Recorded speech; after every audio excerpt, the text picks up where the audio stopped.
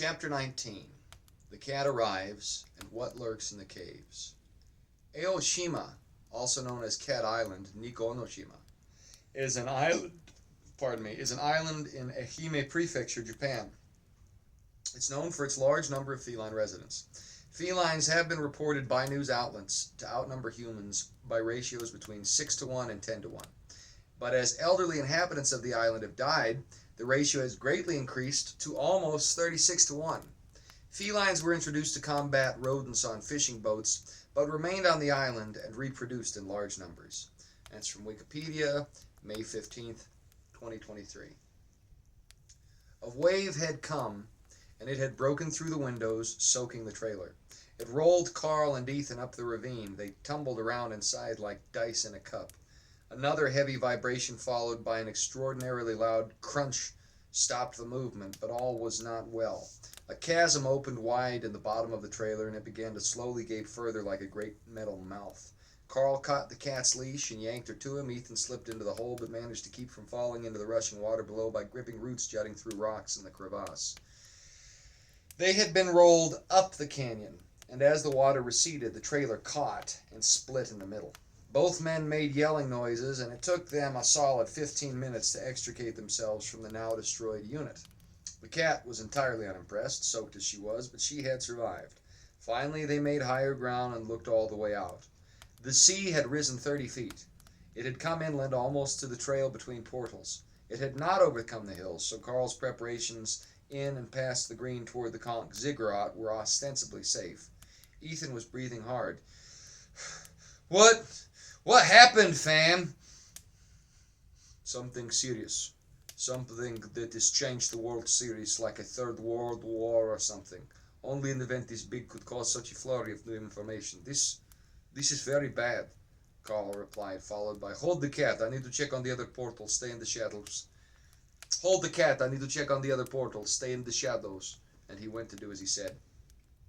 Ethan stared out across the sea, an undulating expanse of liquid rage. It had destroyed their safe base of operations. Ethan could still see that sorry 70s fifth wheel down the hill, stuck between the thinner canyon walls of the ravine, broken, still half covered in faux vines and other foliage Carl had attached about its exterior. From where he stood, Ethan could see far across the water along some portion of coast many miles away the massive tree with its golden and purple trunk, the very same Carl had spoken of. It was clearer than the hazy shape he had seen before. Bright lights went to and from it like stars twinkling in the sky, and he could see shapes like the cylinders making trips in and out of the great trunk of the monster. It seemed to be shaking, even from a distance, and as he watched, Ethan realized it was growing. Carl returned shortly. God's grace, we still have them both. The one to the dacha may not last long. It is now at the edge of the water. That tree is growing, Ethan said, pointing across the water. It drinks from the sea of humanity, as did we. Of course it is growing. That is the tree of knowledge. Really? Well, it's a reflection of it anyway, I think. Things just got more real than I expected. I have prepared. Let us hope we do not have to resort to plan B. Follow me, Ethan. We have a few hours yet before that cat will shift, and we need to stay hidden.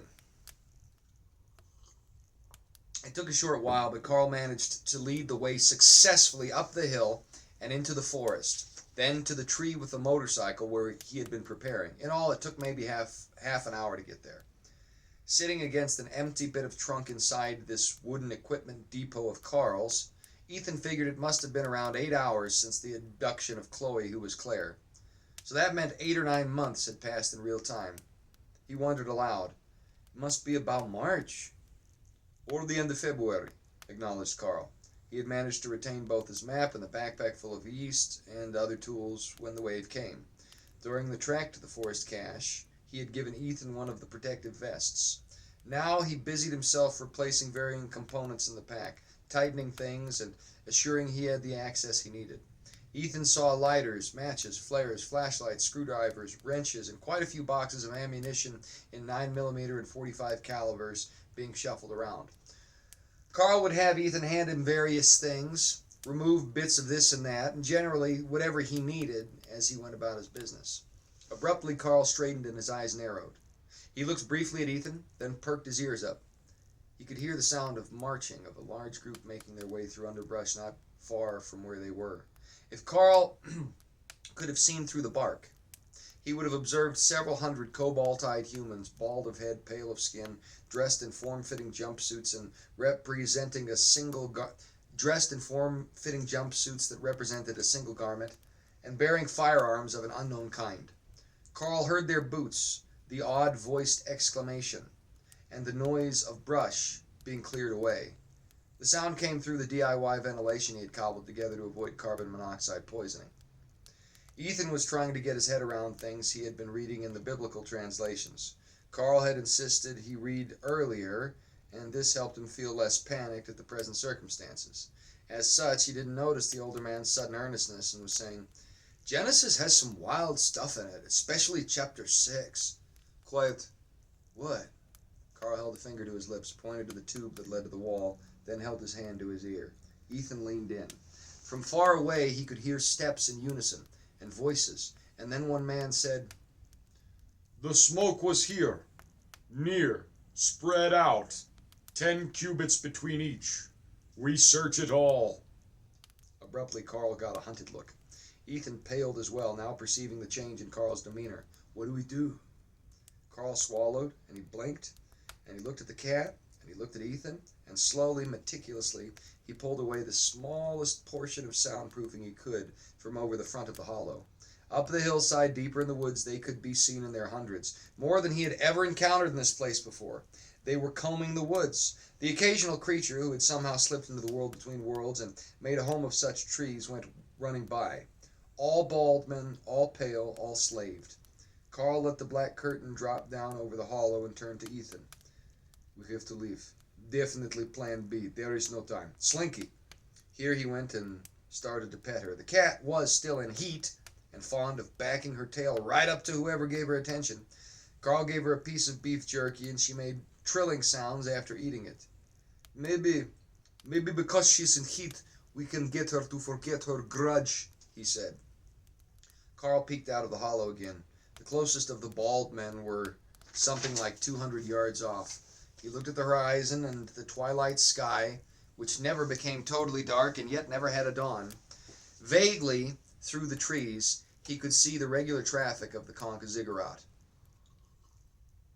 He couldn't see any ships very near him. Those combing the woods would find his exhaust port soon enough. It would take them minutes to trace it to the tree. They were on borrowed time. Ethan didn't intend for his voice to crack, but it did.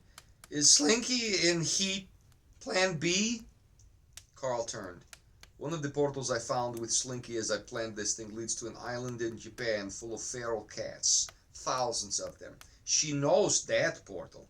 And she has one thought right now.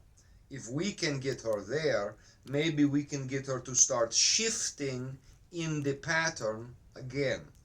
Maybe we have to spend the night around a bunch of crazy cats in the real world, but we buy time here. That's plan B, part 1. Well, you know I'm game, fam. Hey, I only got halfway through the Gospels. We ought to, pray, right?" "Fine idea," said Carl. And so they said a quick prayer, then Carl continued. "All right, get in the sidecar. Hold the cat inside your vest. We're going to do this." Carl then jumped on the bike, and Ethan tucked into the sidecar with the cat, who was unimpressed, but pliant enough. The sidecar was a red color, in contrast with the bike's silver finish. Ethan zipped the Kevlar over his hoodie the rest of the way. The cat was going to have to just deal with it. He looked forward and said, "We don't have to go far, I hope." 6 miles. We can do it in 7 miles. In 7 minutes. Tops. As few as 4. If I can find the right way through the canyon bed, we get there very quick. The dead trace we saw on our way here. We go to the land of the broken things bleeding hydrogen peroxide from their conch ziggurat. Ready? Carl, I'm just following you. Here we go." And he turned the key on the bike, revving the throttle. They rolled right through the black curtain he had used to obscure the hollow, and immediately the bald creatures slaved to the demon things noticed. Hundreds of them were combing those woods. The motorcycle made exceptional noise. They looked up as one and brought their strange weapons to bear. The forest was thick, but there were several little trails snaking through the trees wide enough for the bike and its passenger car. The direction they were headed was where the trees began to die, so things spread out incrementally as they moved. Ethan was absolutely terrified. Carl was going as fast as he could manage, and he got quite near a number of massive trees. He found himself leaning towards Carl, which caused Carl to swerve, finally yelling out, "Stay centered, Ethan! I'm trying!" Staccato booms reverberated after them. Trees splintered in their wake, and Ethan didn't know if it was some sort of explosives that were being fired or something like a concentrated burst of energy that produced a fiery reaction. Whatever the case, quite a bit of smoke trailed them through the woods. Thankfully, Carl was anything but a stationary target, and they were already at the edge of range when they began their retreat. Soon, Carl had put enough distance between them and the pursuing smirkers. He was able to pull the bike through the tree line and onto the relatively empty hillside. The bike slid a bit, grass crushing under the wheels and causing the vehicle to drift out from the increasingly diminished trees. By this time, they were a good 700 yards from their pursuers, and the foliage between more than occluded any shot. Up the hill, within several minutes, the smirkers came sprinting from the trees in synchronized steps, coming together to a point that was almost single file. From a distance, they had the appearance of tiny insects atop an anthill alerted to a threat. At the ridge of the gentle green mound against the twilight sky was a polygon, a pyramid shape in a sort of quantum lock suspended several feet above the grass. As the men ran, a beam as from one of the cylinders drew them into the vessel. From the time Carl burst through the hollow in the tree to the time the pyramid separated itself from the top of the hill, something like 5 minutes had passed. As the last man was still in the light of the beam being pulled into the vessel, the polygon turned on its side so its pointed end acted like the nose of the vessel. It then accelerated with astonishing speed straight for the tracks on the grass left by Carl's motorcycle. Where it had been quantum locked atop the hill, it left a square of dark deadness.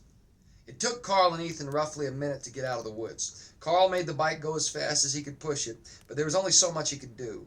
He was averaging around 50 miles an hour across that open hill, but soon the grass became brown and then gray and then faded to a dark, cracked, naked rubble devoid of any life, but obstacle-free. Ahead were many hills arrayed like croissants being presented in front of the great inverted conch with its indigo silhouette and the singularly shaped vessels entering and hovering single file to become energy for the sky. The conch ziggurat was centered in what now appeared to be the empty basin left by a body of water. They had been too far up the hill to make that out before. Ethan could now see the curvature in the wide bottom of the massive conch ziggurat. The ground around it was bowed out and up, raising it slightly above the rest of the cracked dead lake bottom. Coming toward and past them in a natural valley was a deep blue river that looked extremely unnatural. Perpendicular to that, a black line stretched to the right, broken by croissant hills. Ethan had no idea which direction that was on a compass. It was a thin line in the distance, coming and going with the hills. Carl pointed to it. "That line exits from the bottom of the ziggurat. There is a road. I sometimes see shapes like those in the sky, but bound to the ground. They come shuffling by, sometimes almost walking. I think they are an older type of the cylinders, the cigars, older tech of these things. They are circular, like a pastry, like a cinnamon roll with 4 legs." Carl swerved down into a sloping crevice between hills with scant, gnarled, dead trees on them, hardly slowing at all. "Just before we get there, where it starts off around this bluff, there is some sort of cave system, artificial in parts, wild in others. We must head through it to the cat portal on the long black line of the road. Multiple caves there. The road is like a groove between caves, like portals on the outside of boats." Carl maneuvered around an outcropping that looked like it was once a tree stump, and the bike leaned enough Ethan's car came up off the ground for a second before slamming down again. Ethan gripped what he could in the sidecar and found himself beginning to pray in his head. He could feel the cat clawing into him under the vest. Carl continued, "We should be able to drive through one to the very back of this black road between the portals. At least we can get in far enough to be hidden before we have to continue on foot. It comes out right where the road starts. There are the remains of a dam or something like that, where all the water went. Well, the road is over that. The tech vessels, they come zipping in at the one end, waddling down it like mad, but whoop, hold on! They came over a sudden dip and were airborne a second. When they landed, Carl barely kept the wheels straight. Excuse me, they do not come a lot, real sporadic. Odds are we will not see one. The path straightened. They were now between a number of hills a good 15 feet high on either side. They maneuvered between precipices that were the cracked, dry floor where the inland sea had been. It must have been a massive sea in its day. The basin was surrounded by steep hills. Those nearer the inverted conch were dead, those further away were alive. Even so, sporadic remains of old life did percolate through the surrounding basin. The further you went in, the worse the condition became. Where Carl and Ethan were now, except for the most stubborn of old dead trees near the ancient water line, there were just a series of steep little crevices making a network of jagged angles across the dry sea. The closer to the conch they got, the blacker became the deadness of the evacuated water body. Carl removed one of his guns and extended it to Ethan with his right hand, grip first, holding tightly to the handlebars with the other. Take it! You're going to need it, and you're going to need it soon! Ethan looked at the gun, he looked at Carl, and he reached out to grab it, barely managing to keep from fumbling the implement. Their trajectory was hugging the cracked crevices at the base of the hills, at the very edge of the large basin and its dry surroundings, heading away from the conch through the little snaking paths between dead mounds of continuously darkening earth. By this time, they'd probably come a good 4 miles. Ethan looked behind and saw they were putting distance from the tower and the line of shapes entering it, but he saw even further back a point that was quickly expanding into a triangular shape with a metallic expression. It was heading right for them. Carl! There's some pyramid thing coming at us! Carl looked in the mirrors but couldn't make it out, leaning forward again and revving the engine. He yelled out, How far? Can't be more than a mile. It's cooking. Hold on. Abruptly, Carl did something that resulted in the bike sliding through soft, dark sand until it was facing toward the hillside they had come down. Carl took a left down a separate canyon of dead zone, and ahead Ethan could see a dark area. It was one of the caves that opened out on the long black line of road like so many portholes, making a canyon with a flat bottom, perfectly rectangular. Carl slowed the bike and pulled it in slowly, turning on the headlight. The cavern was long and straight, though it did curve further down.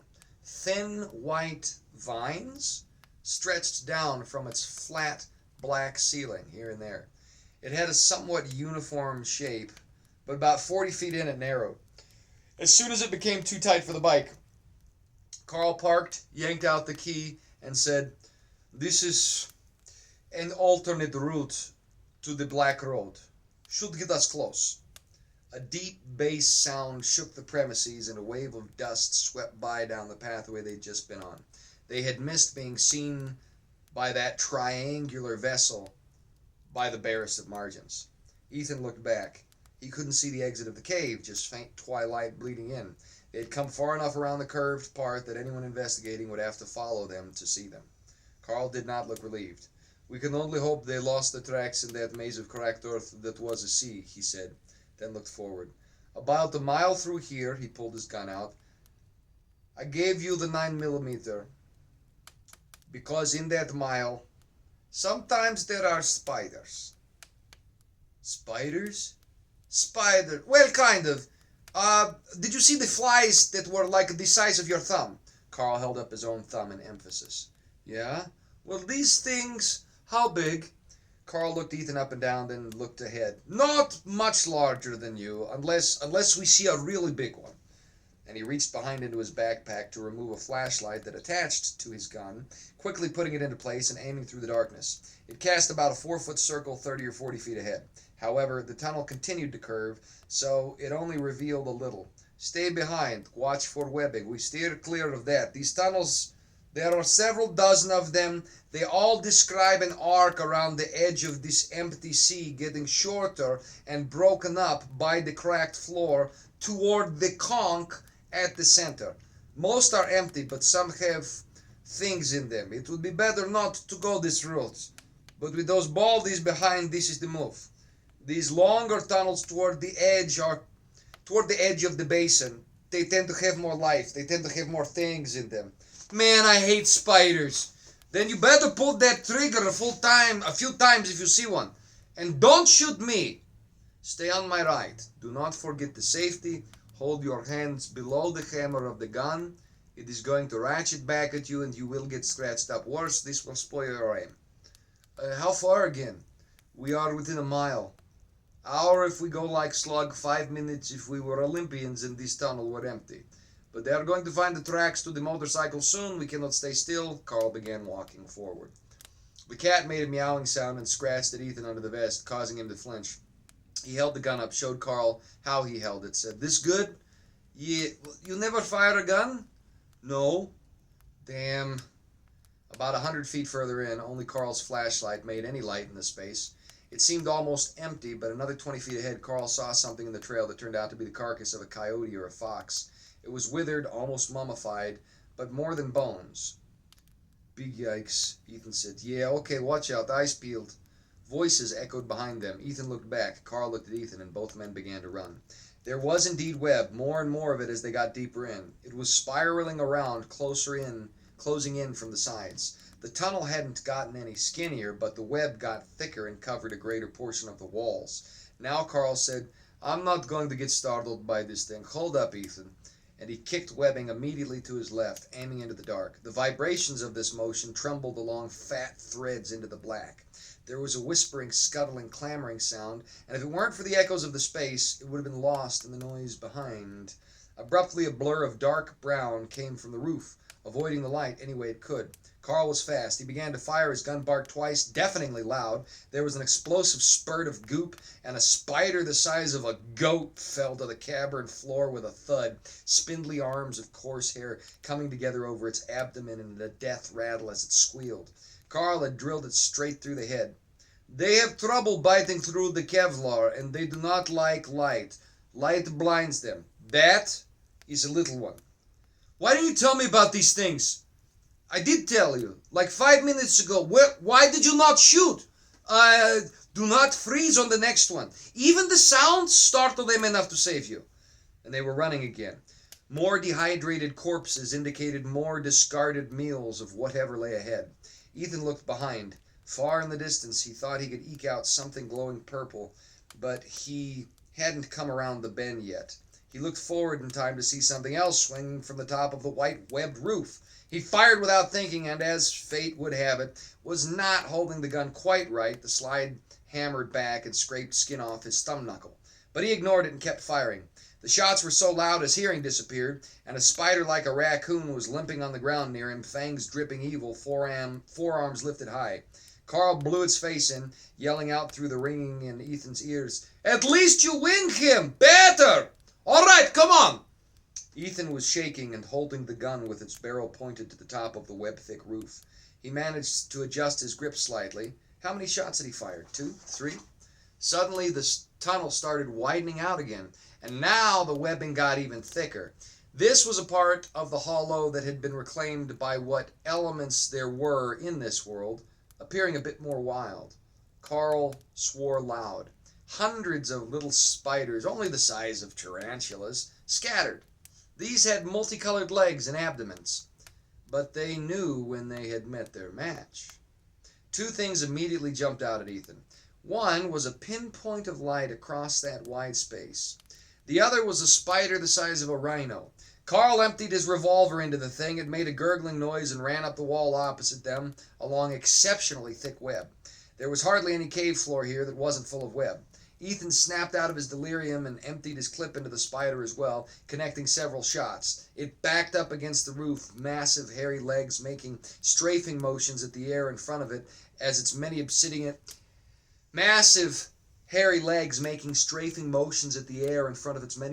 eyes as they malevolently glared toward Carl and his blinding flashlight, glinting in the beam like the most dangerous jewels that ever existed.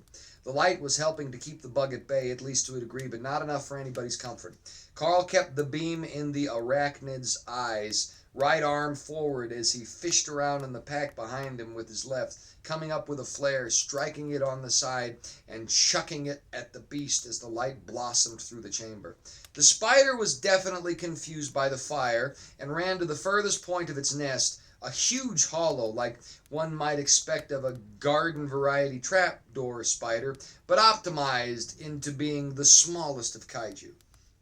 It squealed from the hole as flames began to eat into the webbing.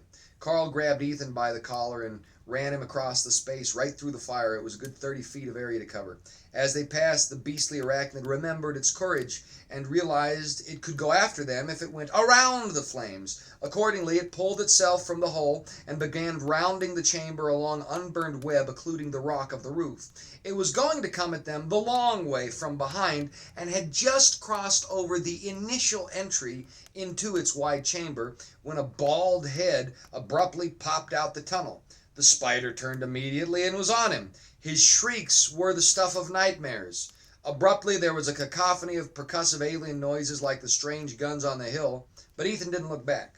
They could see the light 200-300 feet ahead. Carl's flashlight waned as he reached in a pocket and pulled out bullets. He reached in another pocket and grabbed a clip for Ethan, saying, "Push that there, you found it." "No, don't drop the clip. We need that."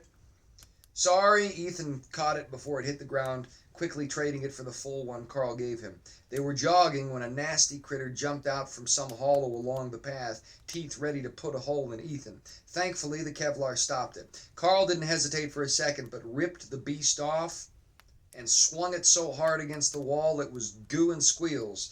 But he had to swing a bit harder than he expected. It did have a tough exoskeleton. "How's the cat?" Carl yelled, throwing the leg he'd incidentally ripped off in the process to the rocky floor of the tunnel. Ethan looked down the vest where 2 punctures hadn't quite pushed through.